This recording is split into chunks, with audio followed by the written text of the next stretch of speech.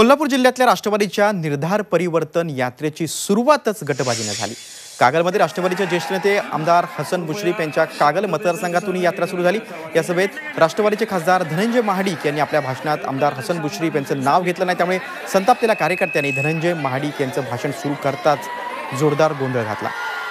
त्यामुळे महाडिक यांनी भाषण थांबवलं। त्यानंतर हसन मुश्रीफ यांनी हातात माईक घेऊन कार्यकर्त्यांना शांत केलं। राष्ट्रवादीचे नेते अजित पवार यांच्या समोरच हा सगळा गोंधळ झाला।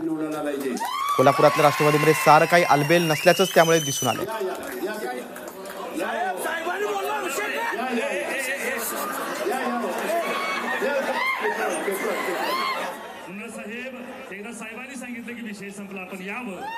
की कुठल्याही परिस्थितीमध्ये साहेबांच्या समोर मुश्रीफ साहेबांना कमीपणा आणायला लावू नका, कमीपणा वाटून देऊ नका, ही माझी तुम्हाला सगळ्यांना आग्रहाची, नम्रतेची, कळकळीची विनंती आहे।